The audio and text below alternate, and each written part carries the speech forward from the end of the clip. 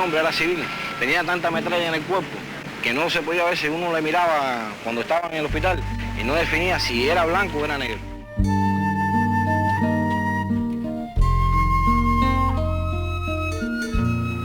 Él fue asesinado por una de esas bandas. Cruelmente se ensañaron en su cuerpo. De adolescente todavía, pues contaba 16 años nada más. De frente a tu mirada he vuelto a amanecer, sin miedo a mi dolor, sano mi herida, tomando en tu jardín la más querida flor, llena de tu aroma y de tu ser. Ese avión, mire, tengo que aclarar que ese fue un crimen tan grande porque éramos 5 niños, 2 mujeres y un solo hombre en esta cama de este campo. Es poder seguirte amando, multiplicar mi amor por cada estrella. Bien sabes tú que hay días de dolor quando el aliento. In questo momento, alle 12:22, scoppia sta maledetta bomba. La vida es vida si hay valor de llevar la verdad de frente al mundo. ¿Qué podíamos hacer nosotros? ¿Qué debíamos hacer nosotros? Defendernos con la inteligencia, Bien sabes tú con las ideas, que hay días de dolor, con el espíritu de sacrificio de nuestros se hace más jóvenes. profundo. Solo la vida es vida si hay valor de llevar la verdad de frente al mundo. Trabajo que era el que yo realizaba en la búsqueda de información para evitar que el pueblo cubano fuera agredido por estas acciones que durante más de 45 años se han desarrollado y originado y financiado desde el territorio norteamericano.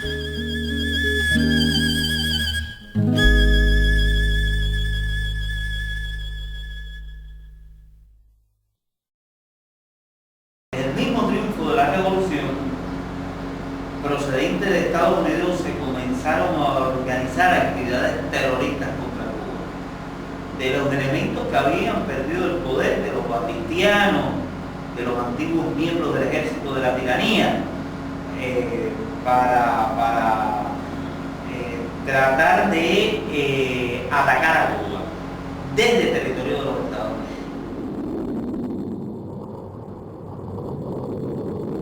4 marzo del 1960.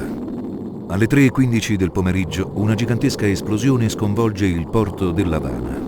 Lo scoppio avviene durante le operazioni di scarico della nave La Cubra. En el caso específico de la Cubre, colocaron una carga explosiva de TNT en el interior de una caja de granada antitanque.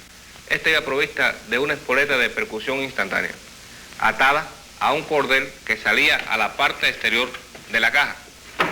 Este cordel se unía a una caja superior que al levantarse produjo la explosión. 30 minuti dopo la prima esplosione, una seconda, ancora più devastante, scaraventa a distanza le centinaia di persone accorse per aiutare le vittime. Il bilancio dell'attentato fu di 101 morti, 200 feriti e un numero imprecisato di dispersi. Había un compañero que yo no recuerdo el nombre, era civil, tenía tanta metralla en el cuerpo que no se podía ver si uno le miraba cuando estaba en el hospital y no definía si era blanco o era negro. Fu il giorno dopo, il 5 marzo del 1960, durante l'omaggio che il popolo cubano rese alle vittime di quell'attentato, che al comandante Che Guevara venne scattata la celebre foto che ancora oggi rappresenta per i popoli in lotta di ogni parte del mondo un simbolo di orgoglio e resistenza.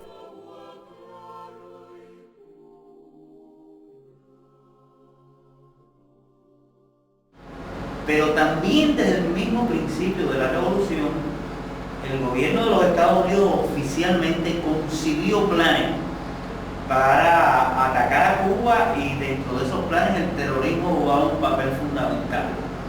O sea, no tienes que creerme a mí, basta revisar, digamos, la información desclasificada sobre Cuba que se encuentra en el volumen 9 del Departamento de Estado, y ahí se podrá encontrar lo que en aquel entonces se conocía como el programa Cuba.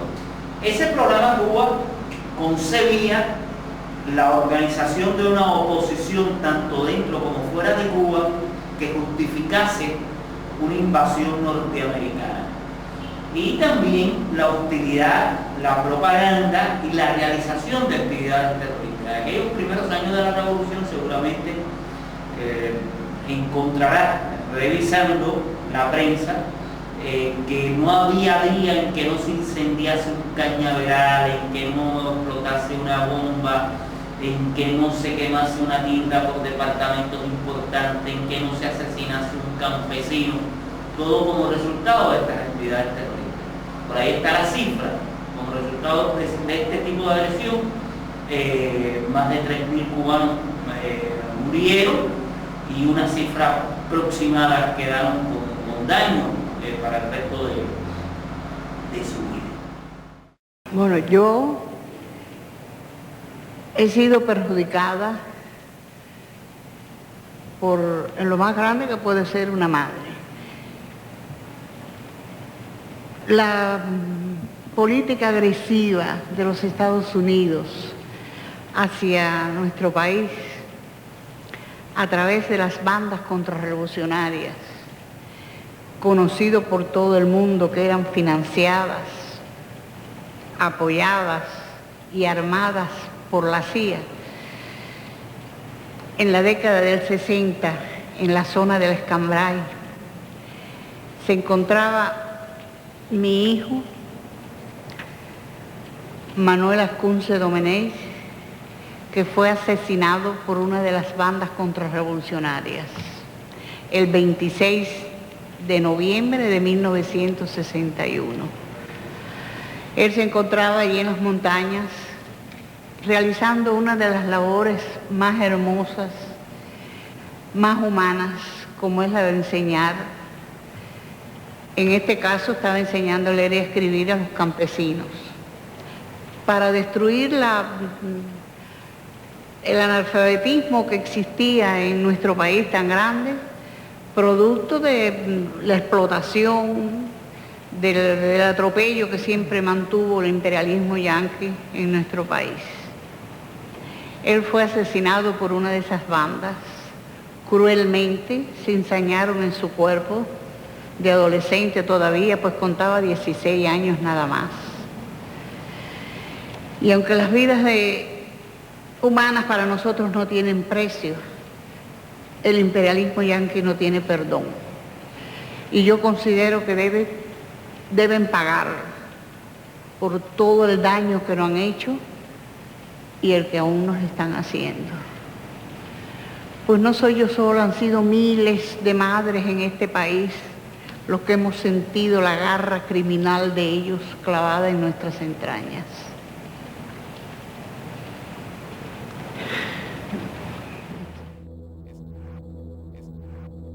Sono i documenti declassificati dal governo degli Stati Uniti a dimostrare inequivocabilmente che il 17 aprile del 1961 l'attacco di Playa Girón, comunemente conosciuta come Baia dei Porci, fu la più grande operazione militare organizzata dalla CIA.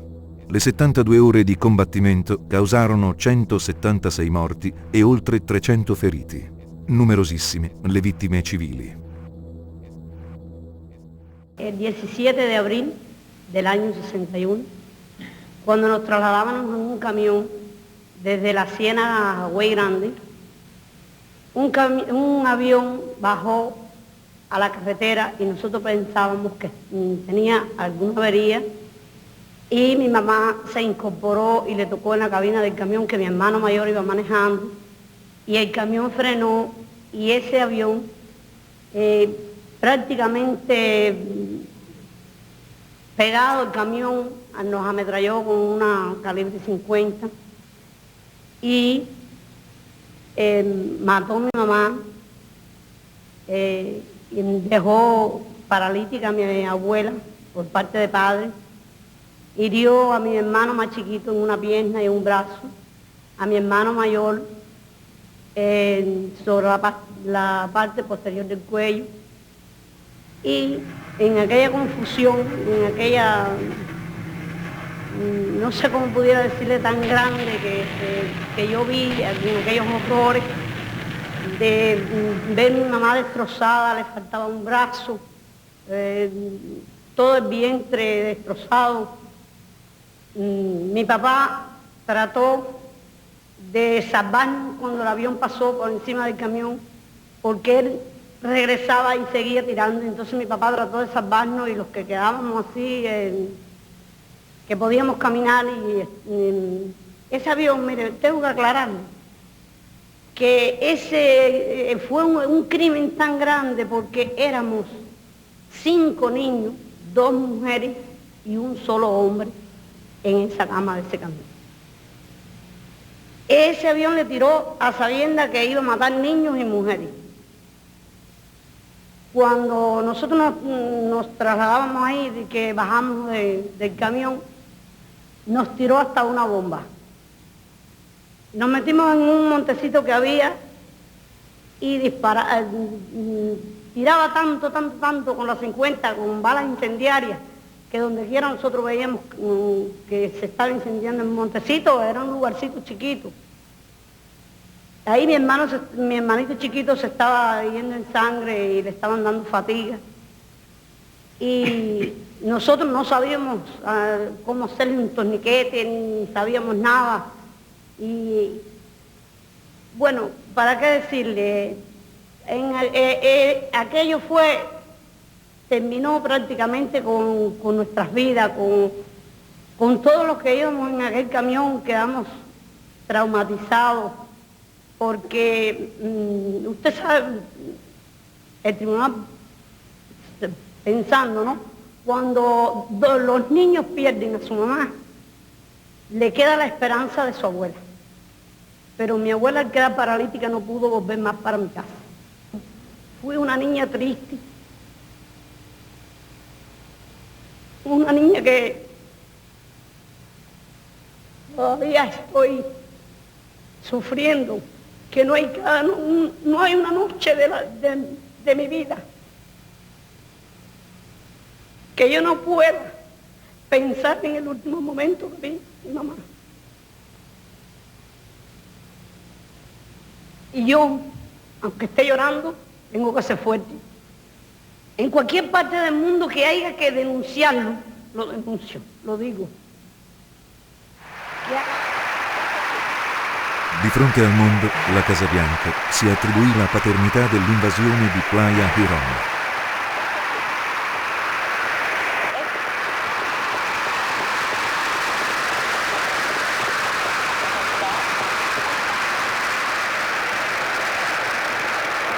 Es un honor para mí el estar hoy entre un grupo de los hombres más valientes del mundo. Después de Girón, pudimos conocer, siempre con posterioridad, la Operación Mangosta, que era un enorme plan que incluía acciones de todo tipo en terrenos políticos, diplomáticos, económicos y, por supuesto, la realizzazione di attività terroristiche. Il 9 luglio del 1976 esplose una bomba nascosta dentro una valigia caricata su di un aereo della Cubana de Aviación con 29 passeggeri a bordo, che dalla Giamaica doveva andare a Cuba. Il ritardo di 40 minuti della partenza di quel volo evitò la strage. Il 6 ottobre di quello stesso anno, il volo civile della Cubana de Aviación, che da Barbados doveva raggiungere la Giamaica e Cuba, non ebbe la stessa fortuna. Proprio in quell'anno, il 1976, ancora sconosciuto alla popolazione mondiale, era diventato direttore della CIA un certo George Bush.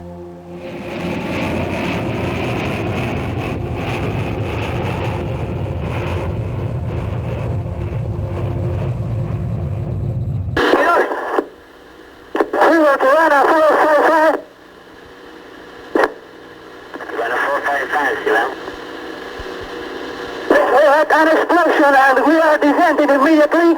We had fire on board. Okay, Silver Cubana 455, we are requesting immediately landing. Cubana 455, you are clear to land. Roger. Cierre la puerta. Eso es. Pégate al agua, Fabio, pégate al agua. Ok, Cubana, Delta Cari West 650, diga si le podemos servir en algo.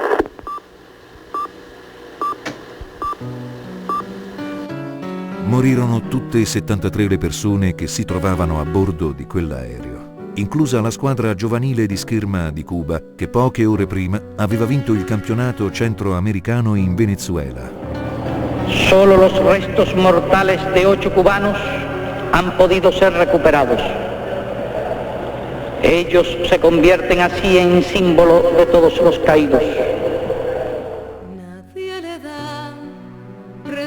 A Luis Posada Carriles, terrorista di origine cubana, già agente della CIA, veniva comunicato che l'autobus con i cani era caduto, mentre Orlando Bosch, negando l'evidenza, sosteneva e sostiene ancora oggi che l'aereo caduto in Barbados era un aereo da guerra camuffato con le insegne della Cubana de Aviación. ¿Sabe quién es Orlando Bosch? Orlando Bosch, no dicho por nosotros, por Cuba. Orlando Bosch lo calificó en el año 89 el Departamento de Justicia de los Estados Unidos como el más notorio terrorista del hemisferio occidental. Es de esa persona de la cual estamos hablando. Organizador junto a Posada Carriles de la voladura de ese avión cubano que explotó en pleno vuelo, con otras acciones terroristas en los Estados Unidos, desde tirarle con una bazooka a un barco polaco hasta tratar de tirotear el edificio de las Naciones Unidas. O sea, realmente una amplia historia. Bueno, Orlando Bosch regresó a los Estados Unidos. Él tenía un amigo en la campaña de la congresista Ileana Ross, el jefe de la campaña de Ileana, que resultó ser el hijo del presidente de los Estados Unidos. Te estoy hablando del actual gobernador del estado de la Florida, de Jeb Bush. En aquel entonces trabajaba con Ileana y él consiguió que su papá, el presidente 41 de los Estados Unidos, le otorgase un perdón presidencial a Orlando Bosch. Y esa es la razón por la cual Orlando Bosch, a pesar de lo que dijo su propio Departamento de Justicia, camina libremente por las calles de Miami. Pero no solamente es que camina libremente, organiza acciones contra Cuba. En esta entrevista que te mencioné, en esta emisora de Miami en el mes de febrero, él se atribuyó la autoría de 11 actividades terroristas contra Cuba en los últimos 10 años. Y constantemente está haciendo exhortazioni a tale fine. Tra la fine degli anni 70 e i primi anni 80, Cuba fu oggetto di una vera e propria guerra biologica che, per affermazione di ex agenti dell'FBI, gli Stati Uniti organizzarono durante la presidenza Nixon.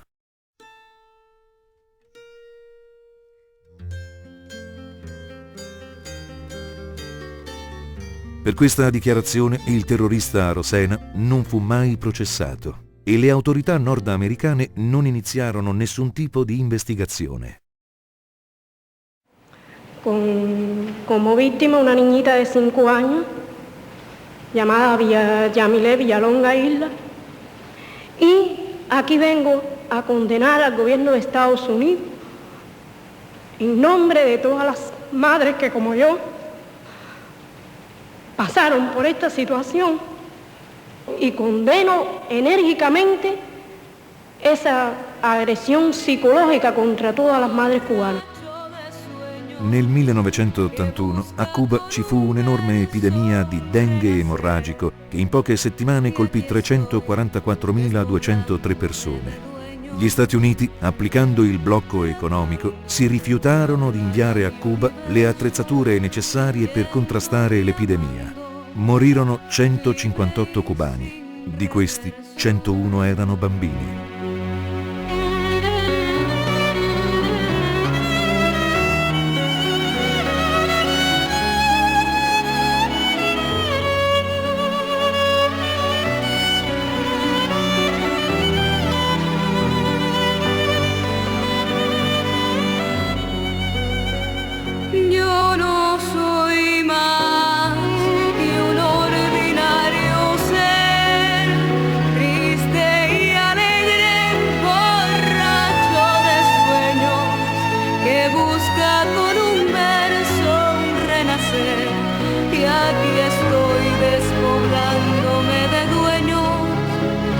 Tratando de hablar a mi universo, yendo y amando, libre y sin reverso.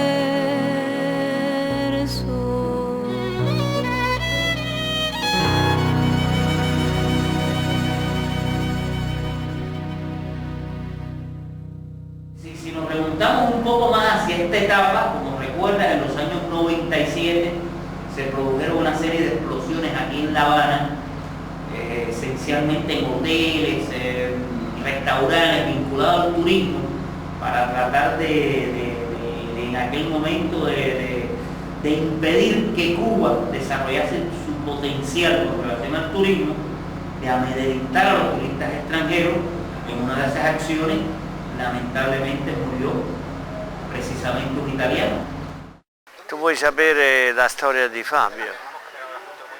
La storia di Fabio incomincia nel 92, quando io sono venuto qui ad aiutare questo paese. Dopo 2 o 3 viaggi il mio figlio più piccolo mi manifestò l'idea e il desiderio di seguire la mia carriera. E così nel 93 venne con me al primo viaggio. Come ha visto questo paese si innamorò, come mai ho visto un ragazzo entusiasta. E quando il 4 di settembre del 1997 la bomba messa dai terroristi finanziati dal governo e dei sicari che vivono in Miami, lui si trovava nell'area del bar dell'Hotel Copacabana. Me levanté y me dirigí a poner el explosivo. Entonces yo ya traía abierta la maleta con el explosivo enfrente. Lo único que hice fue observar para los lados y disimuladamente saqué el explosivo y lo metí acá. Acá y le di vuelta, lo metí y le di vuelta acá. Stava salutando 2 turisti, amici suoi, un matrimonio, marito e moglie, che avevano studiato insieme, per offrirgli un pranzo, perché alle 3 del pomeriggio li accompagnava all'aeroporto. In questo momento, alle 12:22, scoppiò sta maledetta bomba. I suoi amici stavano seduti e lui stava in piedi perché aspettava l'orario di apertura del ristorante. E una scheggia lo fece morire in 2 minuti. Da quel momento io ho giurato di rimanere in questo paese e di lottare contro il terrorismo, contro l'ingiustizia, perché tu sai che un paese dove non c'è la giustizia è un paese che non ha futuro. ¿Qué podíamos hacer nosotros? ¿Qué debíamos hacer nosotros? defendernos con la inteligencia, con las ideas, con el espíritu de sacrificio de nuestros jóvenes. Per contrastare e porre un freno alle azioni terroristiche organizzate negli Stati Uniti, il Ministero dell'Interno di Cuba, nel corso di un'apposita riunione tenutasi a Cuba il 16 e 17 giugno del 1998, con una delegazione statunitense di cui facevano parte, tra gli altri, rappresentanti del Dipartimento di Giustizia e specialisti dell'FBI di Miami, consegnò una dettagliatissima documentazione comprendente anche filmati e registrazioni telefoniche, con cui si dimostrava che negli Stati Uniti, e specificatamente a Miami, in quel periodo venivano pianificati ed organizzati atti terroristici contro Cuba. Neanche un mese dopo, il 12 luglio del 1998, riappariva pubblicamente Luis Posada Carriles. En el año 98, el periódico New York Times le hizo una entrevista al autor, al planificador, a un viejo terrorista de origen cubano, Luis Posada Carriles, que hoy precisamente se encuentra condenado a prisión en Panamá, ya que hace apenas unos pocos años trató de organizar una enorme masacre en la Universidad Panameña. Luis Posada Carriles, viejo agente de la CIA, participante en la voladura del avión cubano, donde murieron 73 personas, incluyendo el equipo completo de esgrima de Cuba, declaró en esta entrevista del New York Times su autoría, su vinculación con la Fundación Nacional Cubano-Americana, que le ayudaba con relación a sus gastos, la protección que él sentía por parte de la Agencia Central de Inteligencia y por supuesto su participación, su destacado papel en la organización de esta bomba, desde el contratar a los centroamericanos, salvadoreños, etcétera, que vinieron acá al país para llevar a cabo estas acciones terroristas. ¿Usted fue el autor intelectual de esas explosiones? ¿Sí o no? Autor intelectual. Usted fue el que las pensó, el que las organizó y el que mandó a la gente para que las pusieran. Yo de cualquier hecho dentro del territorio cubano en contra del régimen de La Habana me responsabilizo totalmente. Il 16 e 17 giugno del 1998 Cuba consegna agli Stati Uniti la documentazione sulle attività terroristiche organizzate a Miami. Neanche un mese dopo, il terrorista Luis Posada Carriles, intervistato dal New York Times, si attribuisce la paternità di numerose attività terroristiche contro Cuba e l'FBI, in risposta alle informazioni ricevute dal Ministero dell'Interno di Cuba, anziché verificare quelle informazioni e prendere i provvedimenti conseguenti, il 12 settembre arresta Gerardo Hernández Nordelo, Ramón Labañino Salazar, Antonio Guerrero Rodríguez, Fernando González Yort e René González Suerert, 5 cubani che, infiltratisi nelle organizzazioni terroristiche di Miami, avevano trasmesso a Cuba tutta quella documentazione. El primer castigo cruel que recibieron estos 5 hombres fue desde el preciso instante en que los arrestaron, que sencillamente los condujeron a celdas de confinamiento solitario, celdas de castigo, que habitualmente se utilizan cuando un preso ha sido promotor o partícipe de una indisciplina, que en todos los casos ese castigo no es por más de 60 días.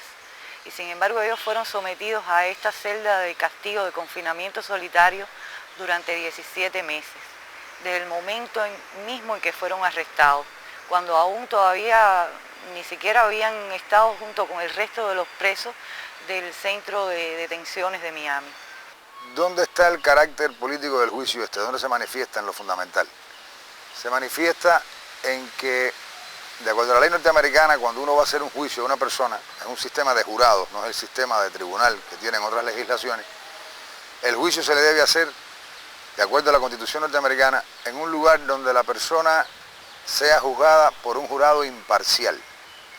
Y la imparcialidad es sinónimo de que los que te van a juzgar no tengan opiniones sobre ti y no tengan prejuicios, por supuesto, ni tengan temor a una influencia externa de la reacción de la comunidad a sus acciones. Se plantea desde el principio del proceso por la defensa que Miami en este sentido no es el lugar para hacer este juicio, porque si Miami es el lugar donde se generan estas acciones terroristas, donde están los grupos terroristas y es el lugar donde ellos están trabajando, por lo tanto, iban a ser juzgados en un ambiente totalmente hostil y era necesario para hacer justicia que este juicio se celebrara fuera de Miami. Pero es que si se celebra fuera de Miami, el gobierno norteamericano lo que está dando la posibilidad es de que el pueblo norteamericano conozca eso que está pasando en el sur de la Florida, que realmente no lo saben. Los americanos no tienen en sentido general información de estas acciones terroristas que salen desde los Estados Unidos hacia Cuba. Y por otra parte, era la posibilidad de darles el favor político a estos grupos terroristas de Miami de juzgar a sus enemigos cubanos. Y así se hizo. La jueza negó en muchas ocasiones la solicitud de cambio de sede del juicio para otra región de los Estados Unidos y este juicio fue celebrado en Miami. La defensa trató de presentar la necesidad del trabajo de los 5, llevando como testigos al proceso a miembros de estas acciones terroristas, de estas agrupaciones que cometen terrorismo contra Cuba. Y era lamentable ver cómo en la sala de justicia entraba una persona, reconocía haber hecho una acción terrorista contra Cuba, reconocía su vocación de violencia, reconocía que un turista era una persona enemiga de los Estados Unidos, o sea, un turista que venía a Cuba era un enemigo norteamericano porque estaba ayudando al gobierno cubano y por lo tanto una acción contra ese turista no era un problema que debía molestar a los norteamericanos. Esta persona salía de la sala de justicia, hacía declaraciones a la prensa en ese mismo sentido y sin embargo quien lo estaba vigilando, quien estaba persiguiéndolo, estaba en la sala de juicio come accusato. Rodolfo Frometa è uno dei terroristi che hanno testimoniato al processo contro i 5. In quella sede ha riconosciuto il possesso di armi ed esplosivi e l'attività di addestramento di 2 gruppi paramilitari nel sud della Florida. Le incursioni armate contro Cuba, organizzate e partite dal sud della Florida. Tutte le sue dichiarazioni sono riportate negli atti processuali. En Miami puedes ver, por ejemplo, el periódico de Wall Street Journal se refirió el año anterior a un también conocido terrorista cubano, Frometa, que se dice, él se autotitula jefe de los comandos F4. Frometa hizo una alianza con las fuerzas opositoras a Chávez en Venezuela para organizar actividades terroristas en Cuba y en Venezuela. Y este señor también se pasea libremente por las calles de Miami. Es realmente lo que demuestra la hipocresía del gobierno norteamericano en el tema del terrorismo, ¿no?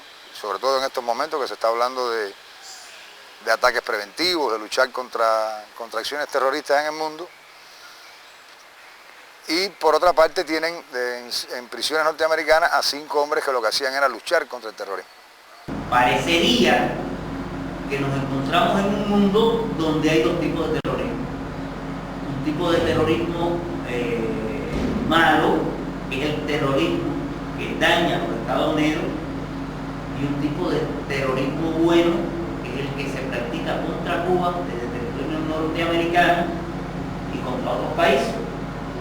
Y que el mismo sencillamente es tolerado, porque esos son los amigos norteamericanos. Para nosotros la lucha contra el terrorismo es una sola, o sea, nos oponemos a todo tipo de terrorismo, por lo que eso significa para la pérdida de vidas inocentes.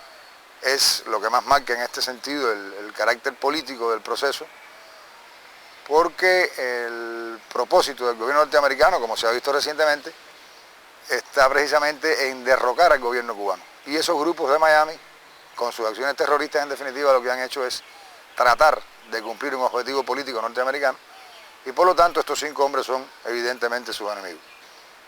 Para ejemplificar qué cosa es Miami como lugar inadecuado para este juicio, se pudiera decir, por ejemplo, que en Miami es imposible que actúe un artista cubano. O sea, un artista cubano que viva en la isla no puede actuar en Miami porque eso genera disturbios en la ciudad. Porque se considera que ese artista es un agente del gobierno cubano, por el solo hecho de vivir en Cuba. En Miami, en ese sentido, hubo que suspender incluso los premios Grammy Latinos del año 2001, se suspendieron, no se pudieron celebrar en Miami porque la reacción de esa comunidad no permitía darle suficiente seguridad. El caso más ilustrativo es el caso de Elian González, que la sola decisión de una corte de que un niño fuera devuelto al padre después que la madre falleció, implicó que se quemaran banderas norteamericanas en las calles, se quemaran neumáticos, o sea, provocó una reacción violenta dentro de esa comunidad, una decisión judicial tan elemental y tan bien tomada como la de devolver ese niño a su padre. È proprio durante la vicenda di Elian González, in un clima rovente e di violenza, che si svolge il processo ai 5 cubani. Y en el caso específico del juicio nuestro, sobre el jurado existieron presiones, unas indirectas por parte de la prensa que iban ya estableciendo cuál debía ser la decisión desde que el juicio todavía no había empezado, hasta el momento de la deliberación del jurado, en que, estando ellos en la fase de tomar la decisión de culpables o no, las chapas de sus vehículos fueron tomadas en el momento que salían del parqueo. O sea, cuando ellos iban a buscar los vehículos, personas con cámaras, algunos con cámaras de televisión, otros con cámara de video, otros con cámara fotográfica, le tomaron las matrículas a la chapa y los filmaron a ellos también su rostro. Esto ocasionó preocupación por el jurado, se les planteó a la jueza esta preocupación, uno de ellos se lo dijo al auxiliar de la corte y simplemente la jueza lo que hizo fue lamentar que eso hubiera ocurrido, decir que eso no debía volver a ocurrir, pero bueno, ya había ocurrido, y continuó el juicio desestimando una solicitud que hizo la defensa en ese sentido, que fue de declarar en ese momento un mal juicio, precisamente por el elemento de presión sobre el jurado que había existido durante ese día anterior. Lamentablemente la jueza no se acogió al derecho y lo que decidió fue continuar el juicio y permitir que el jurado entonces dictara una sentencia o un veredicto en una condizione di temor e in una condizione di pressione.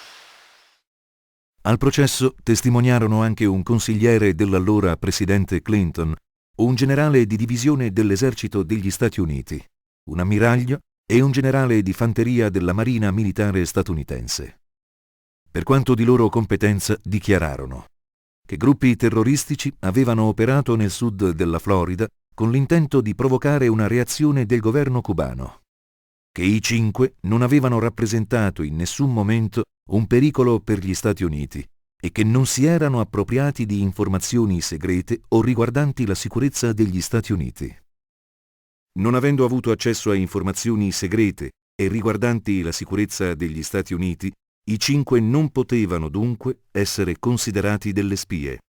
La sentenza fu emessa l'8 giugno del 2001. Gerardo está condenado a 2 cadenas perpetuas más 15 años. Sobre él pesa la mayor condena que tienen los 5. El resto, en el caso de Ramón, que también tiene una condena de cadena perpetua, más 18 años. Antonio, que tiene, nosotros lo llamamos como Tony, tiene también una cadena perpetua, más 10 años. René, que tiene 15 años de condena, y Fernando 19. Por eso es que decía que sobre Gerardo pesa el máximo de las condenas que fueron aplicadas, a pesar de haber sido condenados por cargos que no fueron probados durante todo el proceso giudiziale. Agli anni di detenzione venne aggiunta una sanzione addizionale. Agli accusati è proibito associarsi o visitare luoghi specifici frequentati da individui o gruppi terroristici. Fíjate la enormidad de esa sanción. El gobierno de Estados Unidos sabe los lugares donde están individuos o grupos tales como terroristas, qué lugares frecuentan, y en lugar de ir a detenerlos, en lugar de exigirle cuenta por la realización de acciones de esa naturaleza, sencillamente le prohíbe a los que se oponen a ese tipo de actividad que asistan a esos lugares y que conozcan cuáles son los planes que preparan. Todo esto, estamos hablando, eso ocurrió después del 11 de septiembre. Después del 11 de septiembre, después de la famosa cruzada contra el terrorismo encabezada por los Estados Unidos, donde, como tú sabes, hasta guerras de conquista se han realizado con la justificación de la lucha global contra el terrorismo. Cuando ya ellos son juzgados y el jurado los declara culpables de todos los cargos, ellos hacen una carta dirigida al pueblo norteamericano y como castigo por haber escrito esa carta, que además el pueblo norteamericano ni siquiera conoce, fueron llevados nuevamente durante 48 días a celdas de castigo. Cuando los Estados Unidos comienzan su guerra contra Irak, injustificadamente los llevaron de nuevo al hueco, que son las celdas de castigo, solitarias de nuevo. Esta vez con más restricciones incluso que los dos huecos anteriores, con un documento que partía del Departamento de Estado donde decían que esas condiciones se podían mantener durante 1 año y quizás mucho más tiempo. Son tratamientos a hombres que nunca cometieron una indisciplina, que siempre han mantenido una conducta intachable en las prisiones donde se encuentran, que los mismos carceleros que están a cargo de su custodia no pudieron explicar, que sencillamente les dijeron cuando ellos preguntaron que eran órdenes que venían de arriba y que ellos tenían el deber de cumplirlas. El 20 de mayo el presidente Bush fue a Miami. Y ahí, en el acto que se estaba celebrando, en la tribuna de ese acto, había algunos terroristas por el presidente de los Estados Unidos. Por ejemplo, estaba el chino Acuí. Si tú ves una fotografía de ese acto, vas a ver al chino Acuí detrás del presidente de los Estados Unidos. Y este es un notorio terrorista reconocido como tal por las propias autoridades norteamericanas. Pero ¿sabes tú también quién estaba en la presidencia de ese acto? El terrorista Orlando Bosch. Y pues, al parecer, alguno de los asesores del presidente se dio cuenta y entonces lo bajaron de la tribuna y lo pusieron en la primera fila. Mentre il presidente Bush a Miami partecipa ad iniziative pubbliche con alcuni noti terroristi e i 5 cubani sono detenuti nelle carceri statunitensi, il 25 agosto del 2004 la presidente della Repubblica di Panama, Mireya Moscoso, a poche ore dalla scadenza del suo mandato presidenziale, concede l'indulto a Luis Posada Carriles e ad altri 3 terroristi, detenuti per aver organizzato un attentato che, se attuato, avrebbe causato un massacro nell'Università Panamense in occasione del Summit Hispanoamericano del 2000.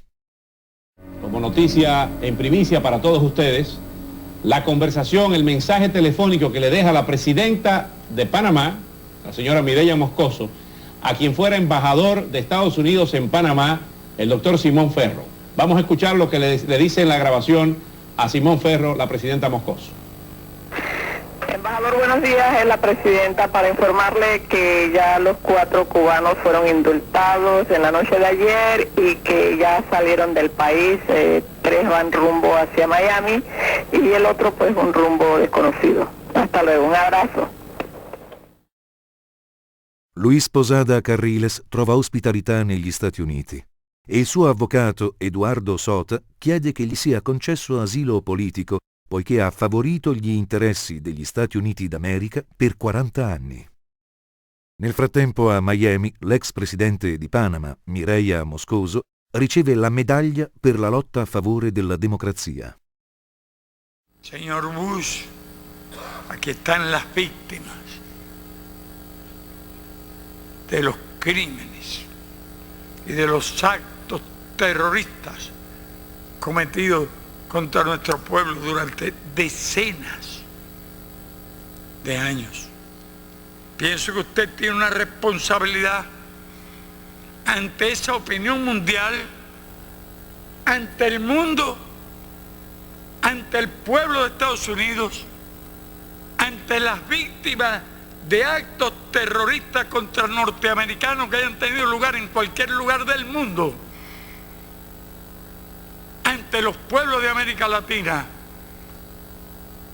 ante el pueblo de Cuba y ante los familiares aquí reunidos que no han recibido jamás el consuelo siquiera de una palabra de arrepentimiento o una solicitud de perdón por parte de ningún gobierno de Estados Unidos.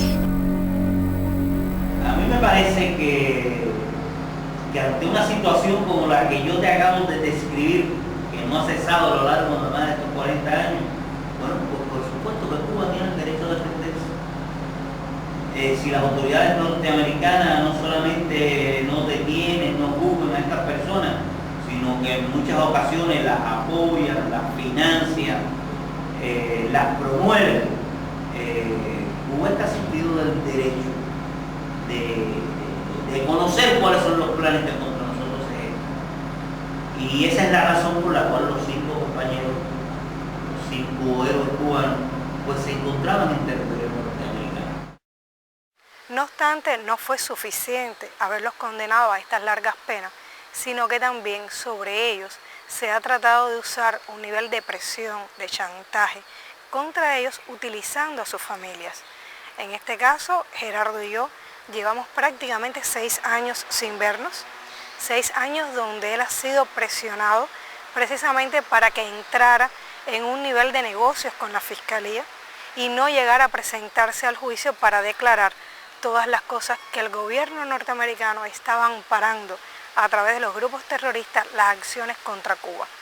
Trabajo que era el que yo realizaba en la búsqueda de información para evitar que el pueblo cubano fuera agredido por estas acciones que durante más de 45 años se han desarrollado y originado y financiado desde el territorio norteamericano. Durante estos 6 años prácticamente Gerardo y yo no nos hemos visto porque a mí no se me ha otorgado una visa que me permita viajar y entrar a territorio norteamericano para hacer la visita familiar, visita a la que él como preso tiene derecho de recibir. Por lo tanto, en el año 2002 yo recibí una visa y cuando viajé a Estados Unidos se me impidió entrar a su territorio. Fui detenida durante 11 horas en el aeropuerto y fui destinada a regresar nuevamente a Cuba sin permitirme llegar hasta la cárcel donde él se encuentra en California y por lo tanto impedir con esto nuestro encuentro. Yo he pedido visa en reiteradas ocasiones y en todos los casos han sido negadas. Precisamente argumentos falsos se han utilizado para condenarme a mí también a no ver a Gerardo durante todo este tiempo. Sono passati oramai quasi 8 anni da quando Adriana ha visto l'ultima volta suo marito Gerardo, poiché le autorità statunitensi continuano a negarle il visto di ingresso. Tra le motivazioni utilizzate spicca quella incredibile, secondo la quale Adriana sarebbe un presunto agente segreto, sabotatore o persona che potrebbe provocare il rovesciamento del governo degli Stati Uniti con la forza, la violenza o con altri mezzi illegali. Olga Salanueva, moglie di René, subisce la stessa violenza. Con esto se impidió que esa familia pudiera mantenerse unida a pesar de las rejas y de la cárcel, unida desde el punto de vista del apoyo que su esposa y sus hijas podían darle allí en ese país. En este caso no se está limitando solo a su esposa, se está limitando a su hija pequeña a no conocer a su padre, porque ella tenía solo 4 meses cuando su papá fue arrestado y en estos momentos no lo ha vuelto a ver. Prácticamente no conoce a su papá a no ser por alguna fotografía, por las historias que su madre y el resto de las familias le pueden hacer. Es una niña que ha crecido sin el calor y sin el amparo de su papá físicamente, como le ha pasado al resto de ellos 4, que también se han tenido que ver limitados a los encuentros de sus hijos solo por el hecho de que tienen que concedérsele una visa para poderlos visitar casi siempre 1 o 2 veces al año, y cada vez se va haciendo más limitada este encuentro. Sabemos que tenemos que viajar aún en esas condiciones porque es la única posibilidad que tenemos de verlo. Pero también estamos valorando ahora que han sido muy crueles con ellos, porque los compañeros que se desempeñan como diplomáticos nuestros en la misión en Washington los podían visitar 1 vez al mes. Y ahora eso sí se cambió de buenas a primeras, y a partir de este año pues nada más que les dan permiso de visitarlos cada 3 meses. Si nosotros nos demoramos 7 meses en poder tener una visa, y a veces más, y además la visita de nuestros funcionarios cubanos se dilatan cada 3 meses, pues sencillamente no tenemos apenas noticias de cómo están, de cómo se sienten, de en qué los podemos ayudar. Y eso hace que además de que ellos estén presos, pues se cometa también una tremenda injusticia con sus familiares, que estamos aquí en Cuba y que nunca sabemos cuándo los vamos a poder ver. Nosotros hemos recurrido a múltiples organizaciones internacionales, hemos solicitado apoyo de muchísimas personalidades y aún no hemos podido ver resuelto nuestra situación del encuentro familiar. Los grandes medios no se han hecho eco de este caso, precisamente por esta contradicción existente. Tendrían que hacer público en los grandes medios de prensa norteamericanos que hay 5 luchadores contra el terrorismo en cárceles norteamericanas. Por lo tanto, esto ha sido un caso que solamente se ha trabajado en Miami y que la prensa solamente ha trabajado en Miami y lo ha trabajado en función de presentar a los 5 como espías, como 5 conspiradores contra los Estados Unidos, cuando realmente es todo lo contrario. Y realmente nosotros requerimos muchísimo, hemos añorado el apoyo de muchas personas con sentimiento humano que comprenden que esta situación es injusta, porque a pesar de las condenas que recibieron, no tiene lógica ni hay argumentos suficientes para obligar a las familias a ser parte de esta campaña contra ellos 5. De la forma en que la familia sea utilizada para debilitarlos a ellos, con la necesidad que tienen presos como ellos, condenados a tan largas penas, recibir el apoyo de sus hijos, de sus esposas y de sus madres. Todos los hijos hoy en día están creciendo sin el calor y el amor directo de esos padres, que tienen valores humanos muy grandes, porque solo cuando un hombre tiene este tipo de valores es capaz de renunciar a las comodidades que pudo haber tenido en su país, a la compañía de su familia por proteger la seguridad de todo un pueblo. Valores como esos no pueden dejarse hoy solos. Por lo tanto, ni las familias ni las personas de sentimientos nobles y la solidaridad che hoy se levanta puede dejarlo solo.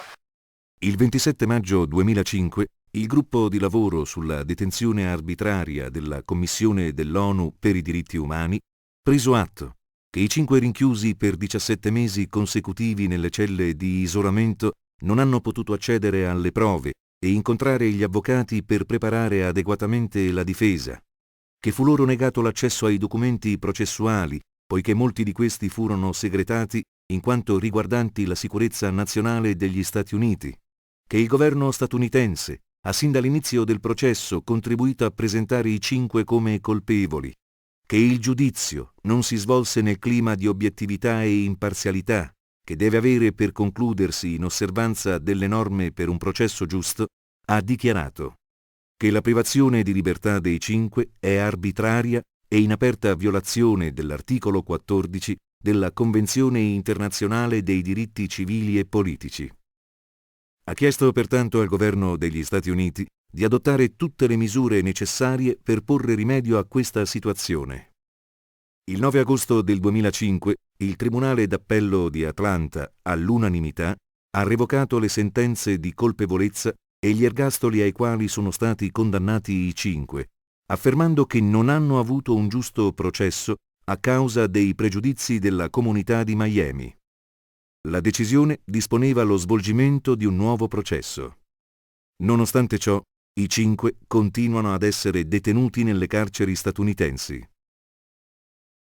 El objetivo fundamental que perseguimos es eso, es que se conozca esta verdad, que se sepa de este proceso, que personas con un poco de sentido de justicia, de vocación de humanidad, se acerquen al tema y se solidaricen con esta causa, que en definitiva es una causa que los cubanos consideramos muy justa y que cuenta con muchísimo apoyo por parte del pueblo cubano. En Cuba realmente yo diría que la inmensa mayoría de este pueblo, independientemente de sus motivaciones ideológicas o no, está a favor de la liberación de estos 5 hombres, porque precisamente en Cuba se conoce que son 5 defensores del pueblo cubano y que sacrificaron su vida y han arriesgado su vida en función de la defensa de este pequeño país. Reclamamos la ayuda de todas las personas que puedan ayudarnos a lograr que estos hombres regresen a Cuba y que las familias puedan volver a unirse.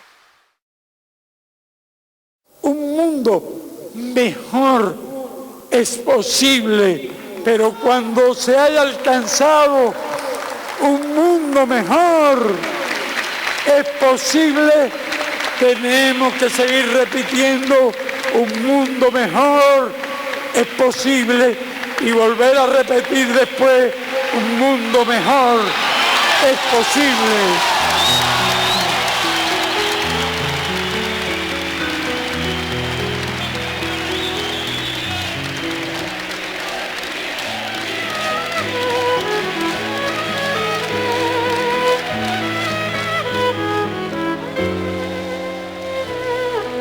Hoy que vuelvo con lágrimas de verso, con talante de sol, con esperanza, confío más que ayer en la confianza y comprendo mejor los universos. Hoy que vuelvo con mi fe abrumadora, en todos los jodidos pero enteros, y en los que son más viejos y sinceros, honro al bueno que estaba y no está ahora.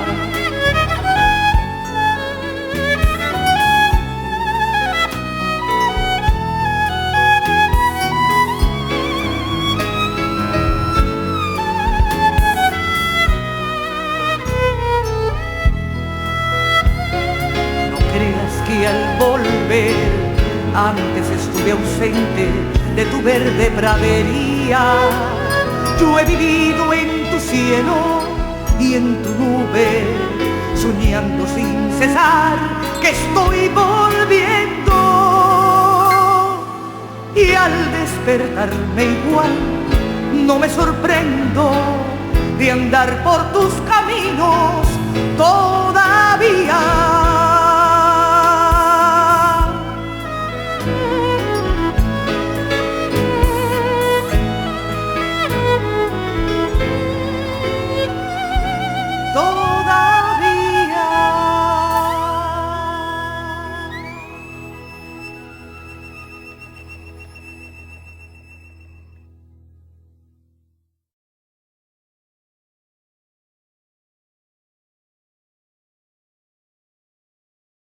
La cabeza lo único que hay que tenerla es sobre los hombros erguidos y la frente levantada, ¿ya? Lo demás es camino para adelante. Para adelante, mi amor.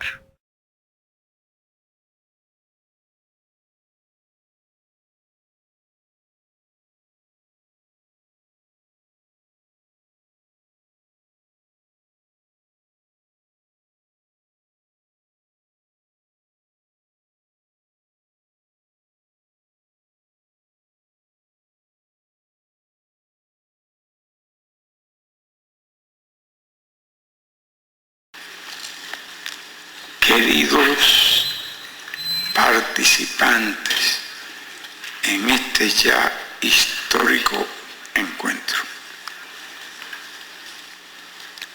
y si ustedes me lo permiten, con muchísimo gusto,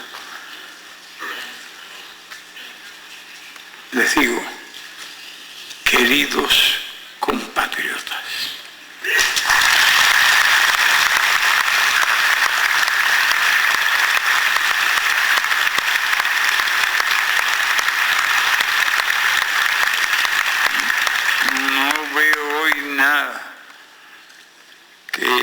que nos diferencia entre los que nacimos aquí y los que nacimos en otros nada oscuros rincones del mundo.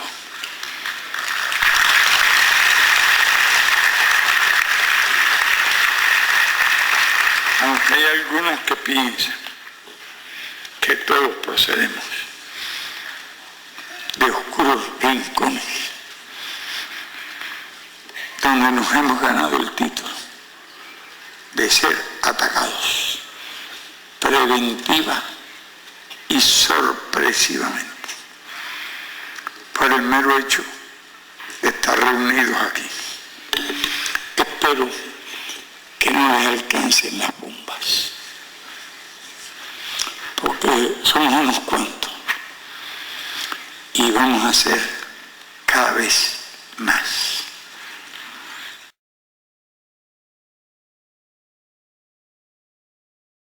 Vengo armado de amor para trabajar cantando en la construcción de la mañana. Amor da todo lo que tiene. Reparto mi esperanza y planto la claridad de la vida nueva que viene.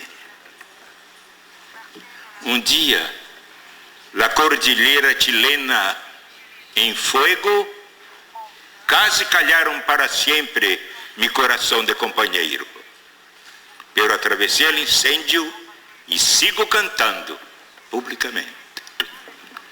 No tengo camino nuevo. Lo que tengo de nuevo es el modo de caminar. Con los pobres de mi tierra, con la mirada triste de un niño que va a dormir con hambre en mi floresta.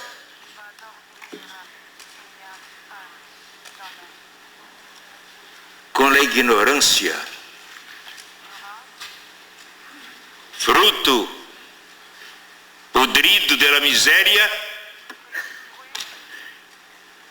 aprendí que el mundo no es solamente mío. Pero sobre todo aprendí que lo que más importa antes que la vida se pudra es trabajar en la mudanza de lo que es preciso mudar, cada uno en su vez y cada cual en su lugar.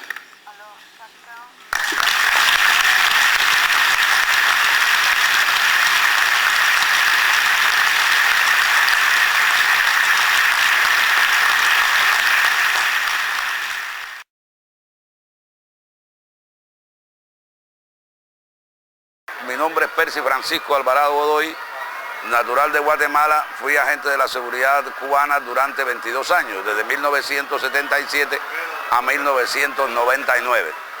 Participé como decenas de compañeros en la lucha contra los enemigos de la revolución, tanto los contrarrevolucionarios radicados en Miami como los propios representantes de las agencias de los Estados Unidos.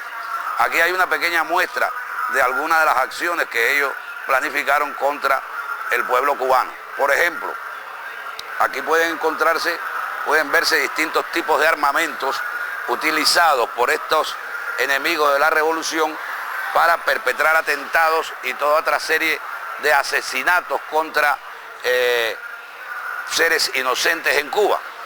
Dentro de este contexto de armas, por ejemplo, se puede ver este teléfono celular. Me fue entregado por la Fundación Nacional Cubano-Americana para que yo contactara con ellos y enviara información sensible, información de inteligencia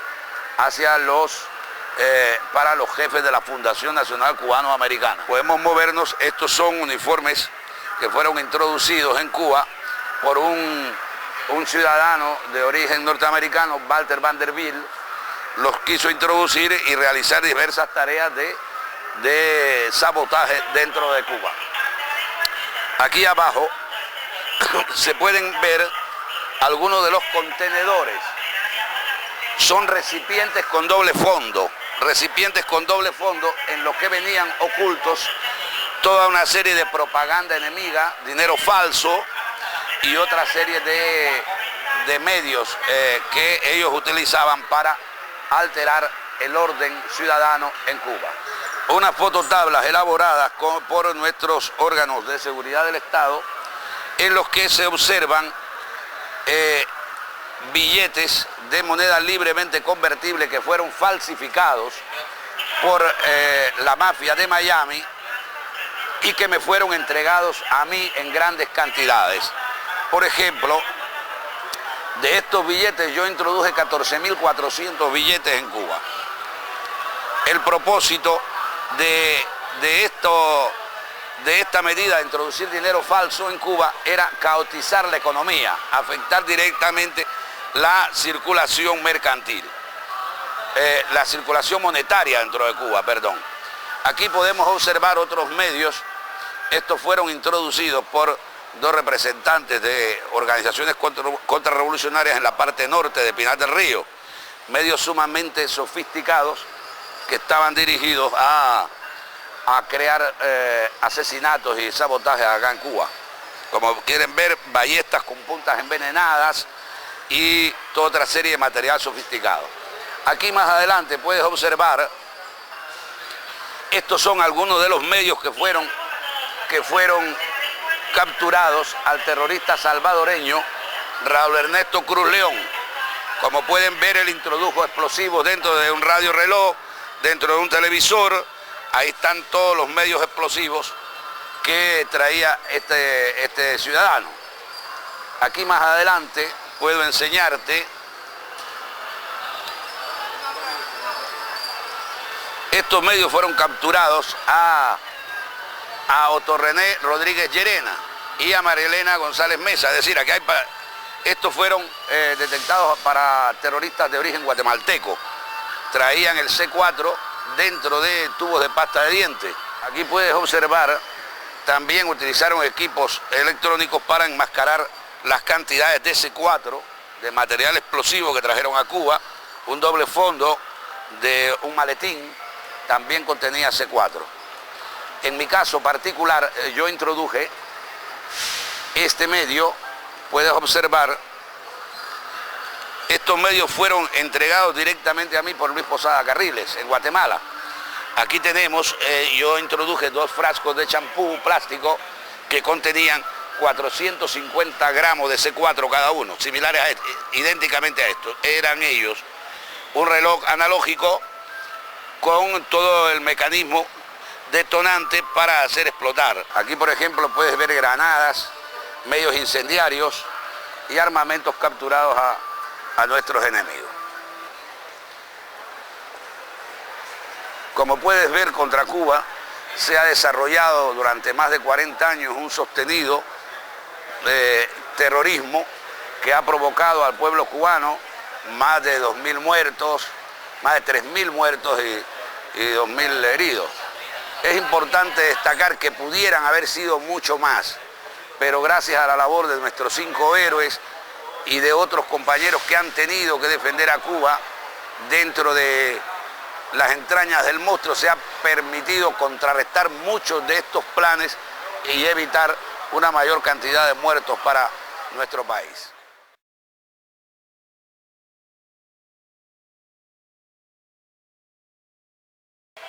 Yo creo que la lucha de los compañeros cubanos, de las compañeras cubanas, que ha empezado cuando llevaron presos a sus maridos, es sumamente importante. Tenemos diferencias porque las madres marchamos cada jueves, porque hace 28 años que no abandonamos esta lucha. Pero convertir el dolor en lucha, en eso sí que estamos juntas, en eso sí que es lo mismo. Hemos podido, ellas y nosotras, convertir el dolor en lucha. En cuanto a lo que pienso de los compañeros presos, creo que están más libres que nadie. Un revolucionario siempre es un hombre libre, por más que lo encierren entre rejas y entre paredes. Y los verdugos siempre están presos de sus propios crímenes. Y eso sí que no se van a liberar. En cambio, nuestros compañeros, los que están dentro de la cárcel, los vamos a liberar entre todos. El verdugo quedará eternamente preso de sus propios crímenes, de sus propias maldades, de su propio genocidio.